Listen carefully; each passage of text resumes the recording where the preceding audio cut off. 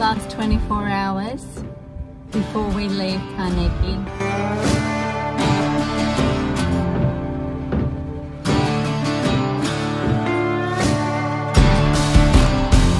Jack in the Outback.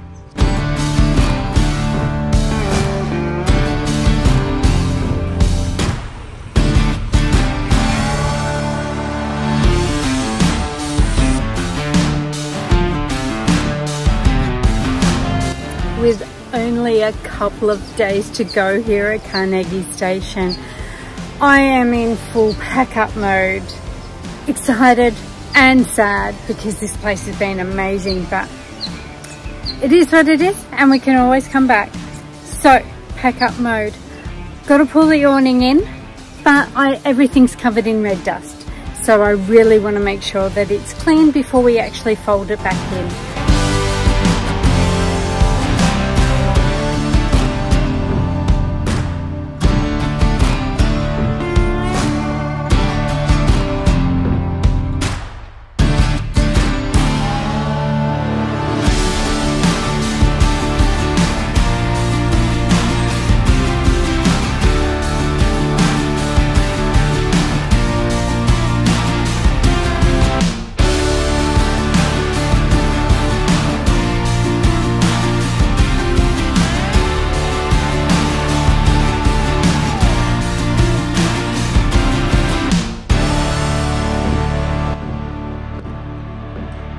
So we're starting to pack ourselves up, nearly the end of our time here at Carnegie Station, and obviously a bit of work needs to be done. So Sam's up there cleaning the cleaning the solar panels. It's going to be sad to leave.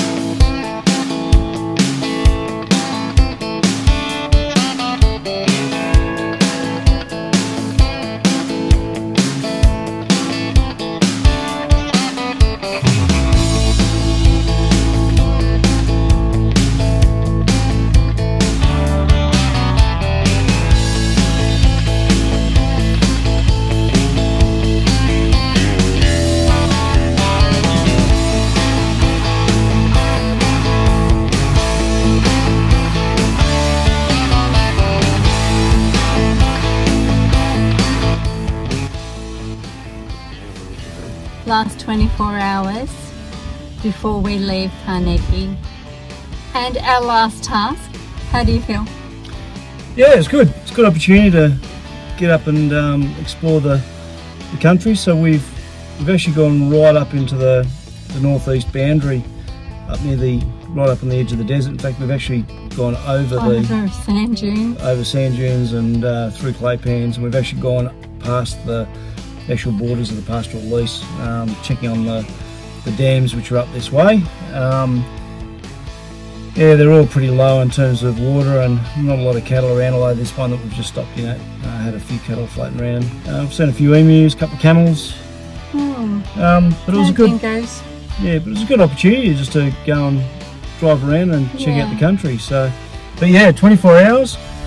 Hit the road. This time tomorrow we'll pretty much be ready to leave. Yeah, exactly. So, 10 weeks. It's gone so bloody fast. Yeah, absolutely loved it though. Loved it. Had a ball. Yeah. Do you want to come back next year? Yeah, why not? Yeah. If we can make it work, let's do it. I think we might be coming back next year. Oh well, we've got the shirts too. Show for it, yeah. Got the uniform ready.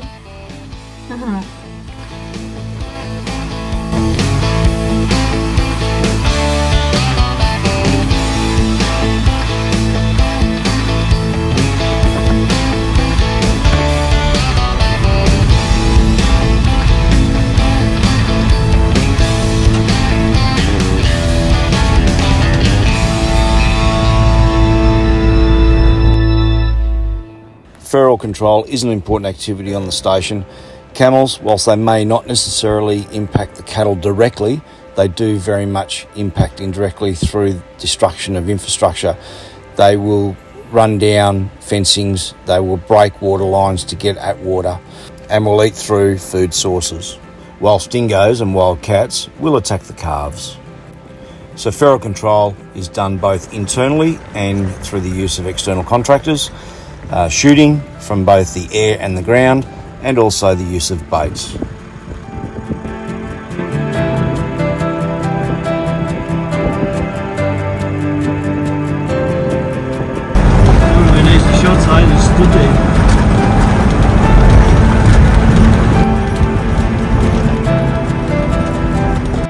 A little history. David Carnegie was an explorer and gold prospector in Western Australia. Born 1871 and died 1900. In 1896, he led an expedition from Coolgardie through the Gibson and Great Sandy Desert to Halls Creek and then back again.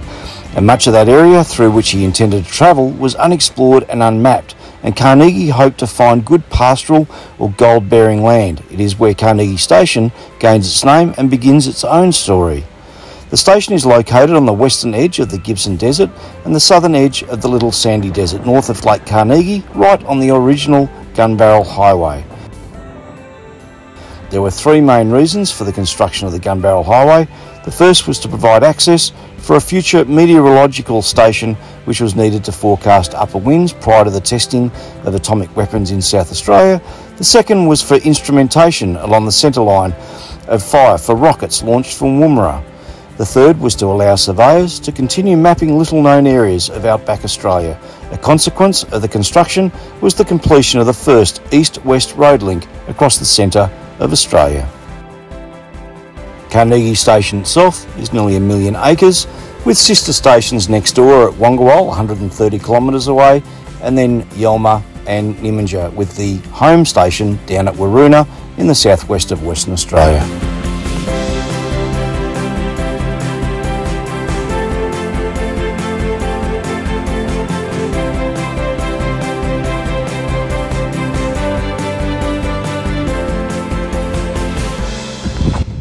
Okay guys, life in Carnegie, and it doesn't get any better till the day you're actually leaving. I get to see one of my my heroes. I'll use that word very loosely. Jack in the Outback. So do yourself a favour, have a look on YouTube. When we were doing our research to come out here to Carnegie, he pops up in our YouTube feed. And this guy, love watching his stuff. It's in the moment, it's just what goes on. right? There's no crap about it. It's simple. It's not edited in and out. It's just it's there for you to see everything that goes on out in these remote stations. Jack, mate, lovely to meet you, my friend. Great to see you, Mike. So make sure you get out there and have a look. Jack, thanks for joining us, and of course we're here for an occasion at Carnegie. Brought you in here. Unfortunately, it is our last day, but at least before we finish up, let's go and have a bit of a chat. Before we do, check out the mow, will you? Why is that? That's because of Movember. Now, by the time we get ours out, it'll probably be January. Who knows? We are so far behind, but right now, for Movember, great cause. Get out and do it. I'm not the best at actually growing them, but this boy here seems to be doing all right. It's a great cause, well worth following up. Have a look at your mates and have a chat to them. Ask them if they're okay.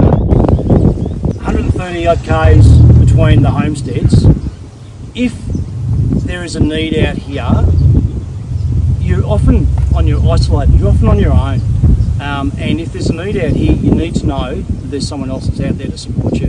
And Movember was I guess a charity idea that was created. It's a great idea for men to get out there and try to grow that mow. Now you've got yours going along right. I cheated. I just shaved it back and you've grown it up. So there's a lot to be said there. But mate, do yourselves a favour. Absolutely get out, support Movember. There'll be lots of guys who'll be running their own programs. Have a look at Jack and support Movember, guys. Get out there and do it. It's a well worthwhile cause. And the other thing is just have a chat to a mate. Yep. That's one of the safest places. Are you okay? Best places to start. Who is Jack in the Outback? Well, yeah, sort of the origin story. Back in 2012, like tender seeding, we went, oh well, we're half thinking about getting a station. Let's do a run up to Carnegie.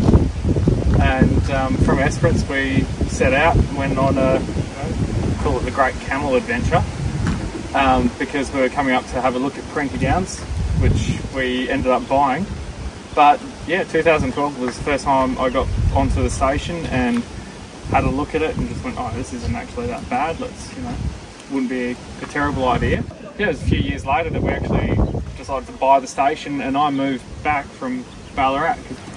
Speaking of Prenty Downs located south of Carnegie, how far between the two homesteads? 135 kilometres. 135 k's, still a close neighbour. 130 k's back to Wongwall as well, another close neighbour. So that's what the distances are like down here. But how big's Prenty Downs space-wise? 407,000 hectares.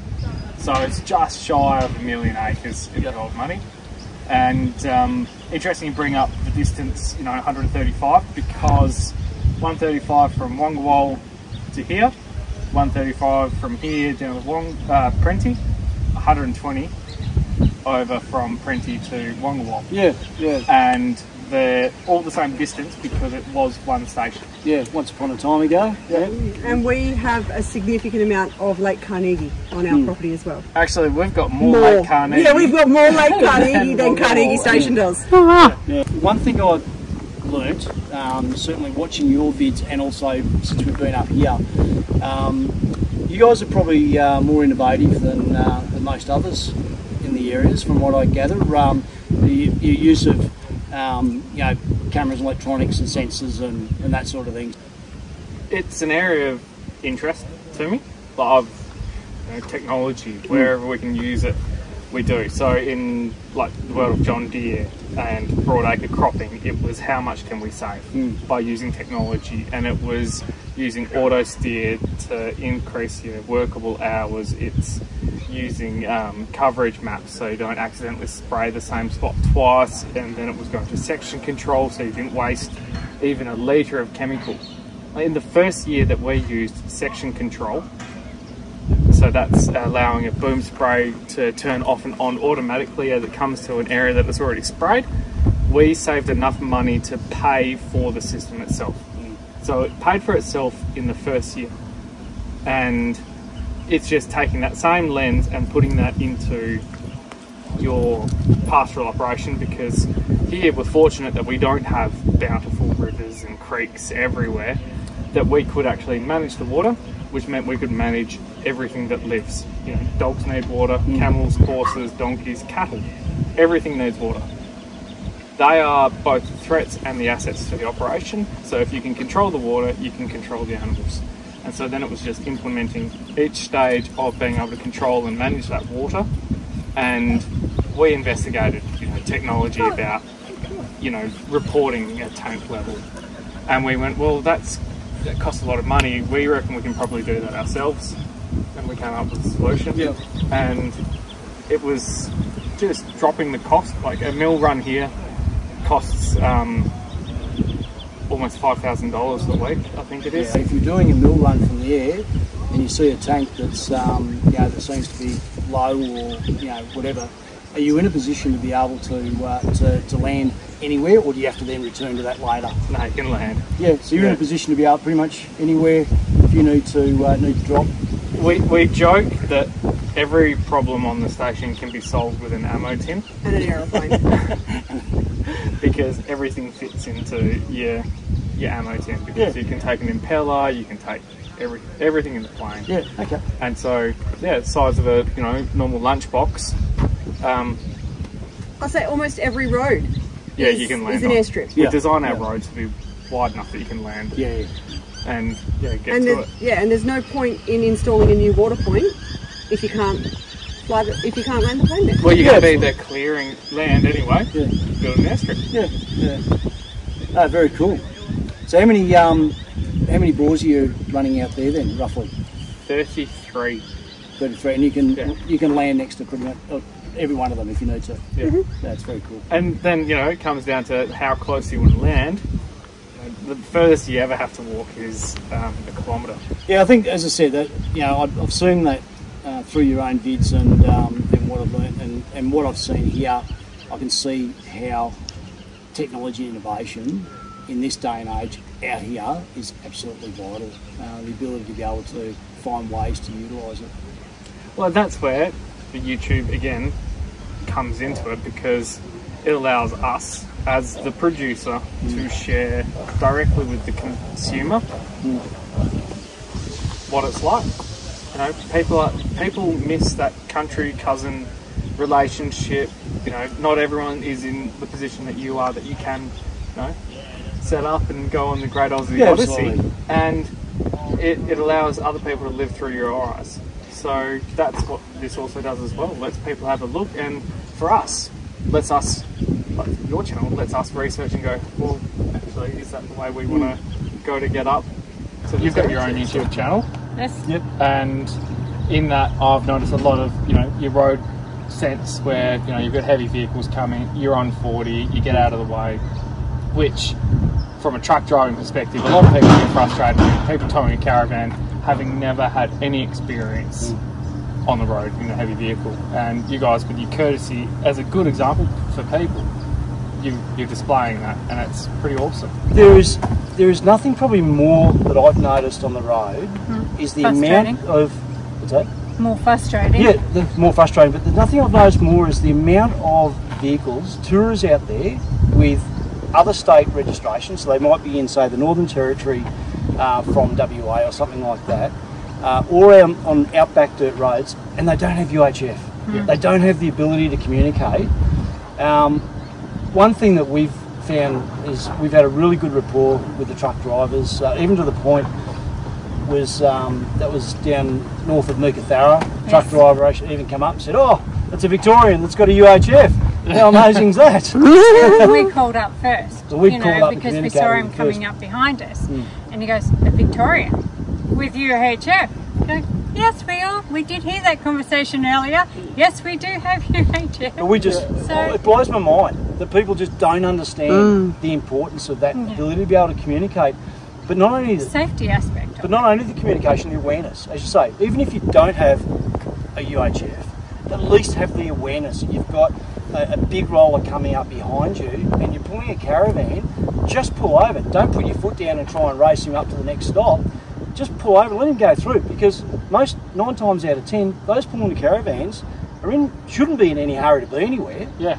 You know, we certainly aren't. Whereas a truck driver he's paid to be somewhere at a particular time, so just let him go. Yeah. Be courteous.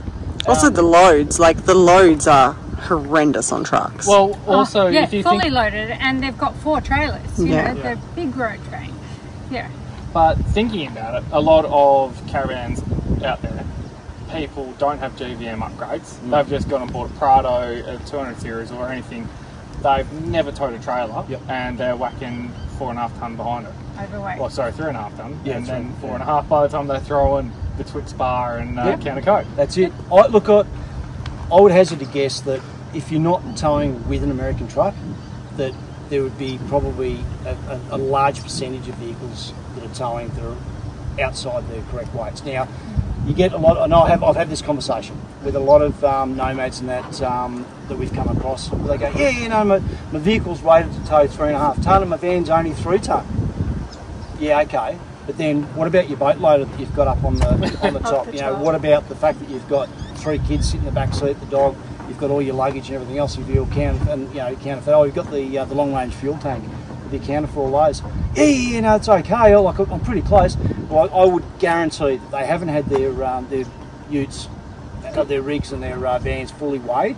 And the one thing they wouldn't have checked would be axle loads, because that's the biggest bane of my life, is the fact that people just completely ignore axle loads and the danger that creates if something was to snap at the rear. Yeah.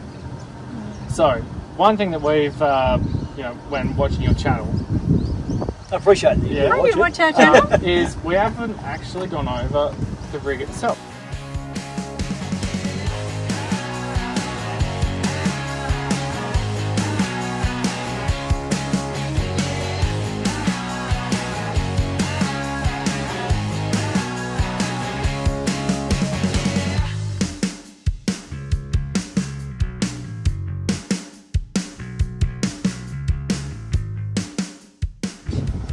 Definitely city slickers from remote, and we've learnt so much.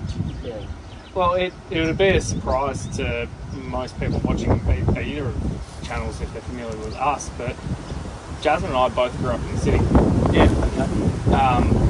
Okay. I was born on a farm. Well, not born on a farm. I was born in the city, and grew up at the farm.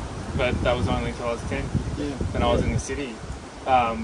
Only going to the farm on holidays, and now I'm out here because just literally before I came over, I was in Ballarat, so I was just opposite the nice bakery there, and and then straight into a whole different environment where you've got to learn everything else, and it's a different way. You've got to learn to be dynamic, but I think like you guys have just found.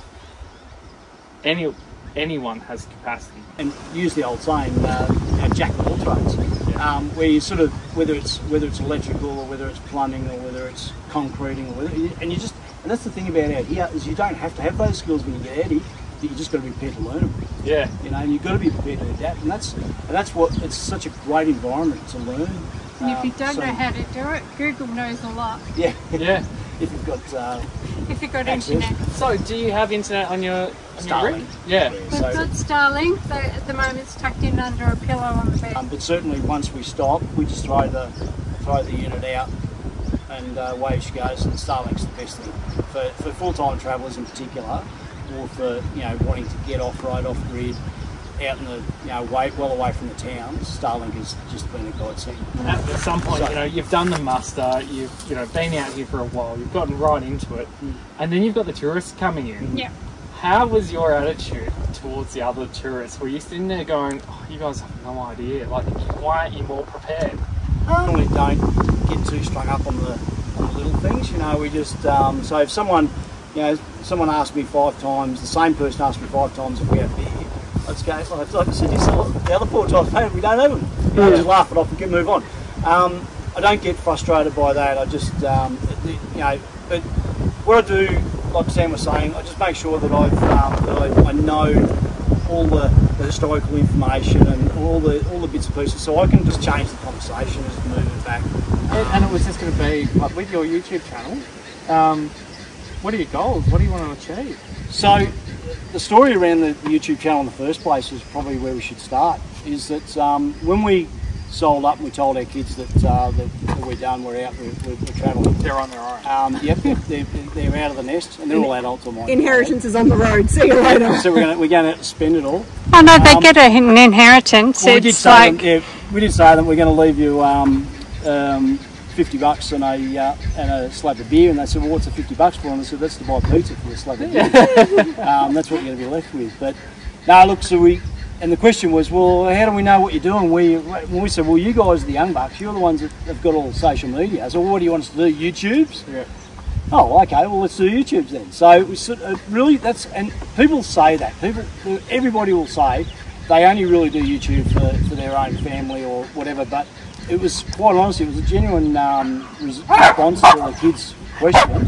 And then but I've always liked doing film editing and all that sort of stuff anyway, so we kind of just got into it. And that's the go there, is that we are really just doing it to record our journey and for the family and that. And if anyone wants to come along, the journey's through our eyes, and if anyone wants to come along with that journey with us, then they're more than welcome to. But I've got stars in my eyes now, and no, it's great to catch up and meet, and obviously in the circumstances here at Carnegie Station. Well, it's absolutely awesome to catch up with you, because you are the target audience, because there are some people who can't get out here, get out amongst it, and it's great to actually catch up with you and get your on the ground feedback, because you're someone that's travelling more than I've seen of Australia, and I can share what I've got, and we can share a lot with everyone out there and those that have not got the opportunity.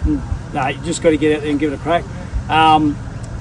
The one thing for us is that opportunity. We label ourselves the City Slickers Go Outback, and as I said, your information that was available to us on YouTube certainly helped make that transition, I guess, or that experience more pleasurable.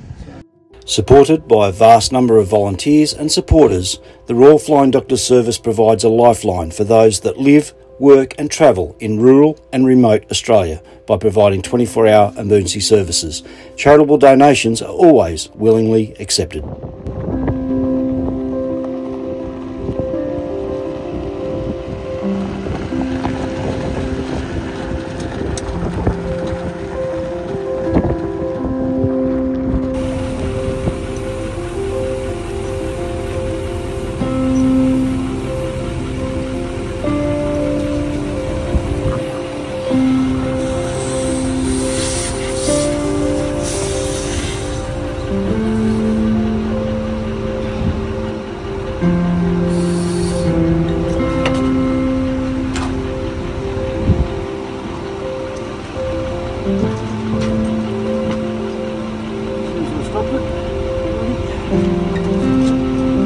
Is it paid to do too? You filming this? Yes.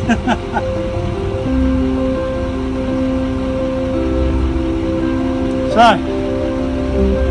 20 k's down the road and we've already got a puncher. The plug kit comes in here. So would it pay to do too? Yeah, if I need to, or more. So there we go. If the plug's old, we'll be fine.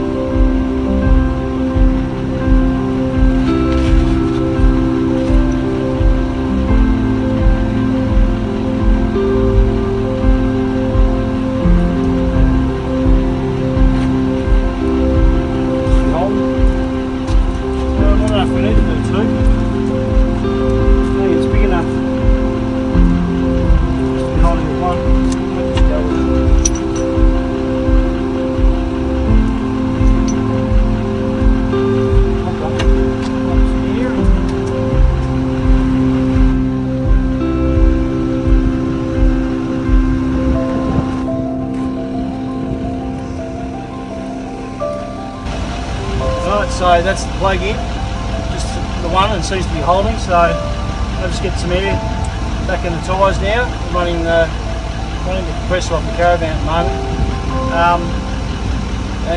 What we're going to do is just get the caravan in a couple of days' time, because we've got new tyres going on, which is good because they're starting to get down. Well, that's it, honey. Good things must come to an end at some point. I know, it's so sad that we've had to leave, but we are coming back. We are. Keep watching. Next year we are coming back to Carnegie Station. Had such a great time here. Certainly did. Learned a lot. Learned a lot. Made some great friends. Thanks so much to Brendan and Jess, Yes. Jonah, everybody else that was involved, even during muster, Spencer and the crew. It's just, there are so many people we could thank that have made this experience such an amazing time. Yeah, definitely. And to anybody who is actually thinking of doing something like what we've just done, get out and do it. Absolutely. It is so good. We came into this with no experience. City Slickers Go Outback. Outback, literally. No idea. And we have learnt so much, and we've had the best time. Yeah. So if you just want a small experience, get out and do it. It's Just do so it. good. Just do it. But Carnegie, thank you. We'll see Thanks you so much, soon. guys. See you soon. Stay cool.